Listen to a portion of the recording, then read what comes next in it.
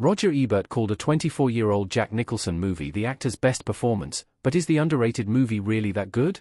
One of the cornerstones of modern acting, Jack Nicholson helped to blaze a trail on the big screen during the new Hollywood era. Known for his naturalistic performances, Nicholson made film acting a legitimate art form.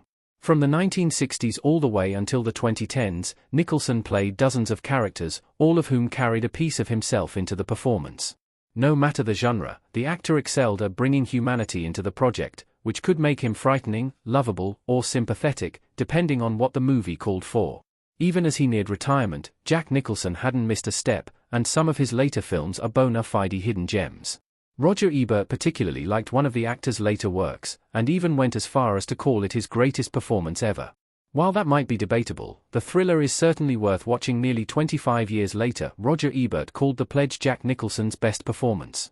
The critic was smitten with the 2001 thriller from Sean Penn. Jack Nicholson pointing at a picture in The Pledge.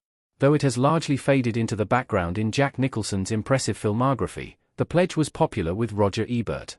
The critic reviewed the film in 2012, and wrote that the movie may be Nicholson's finest performance, noting that it has none of the relish of characterization, none of the sardonic remove of his more popular films. Ebert isn't off the mark about Nicholson's performance, and his turn as jaded retired detective Jerry Black is a far cry from the over-the-top heroes and villains from earlier films. Though the movie's serial murder case is somewhat cliché, it's Nicholson's performance and the depth of his character that makes The Pledge so compelling. It's a character study instead of a procedural, though it does have the familiar elements of a cop thriller. Ebert awarded The Pledge a 4-star review, which is much better than the 78% score the film currently holds on Rotten Tomatoes. There are quite a few underrated Jack Nicholson movies, and The Pledge is one of the better examples. Is The Pledge really a better Jack Nicholson movie than The Shining, Chinatown, etc.? The Pledge is good, but it isn't that good.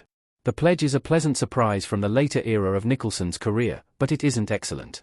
The actor has so many brilliant movies on his resume, that anything from the later days has no chance of supplanting his classics.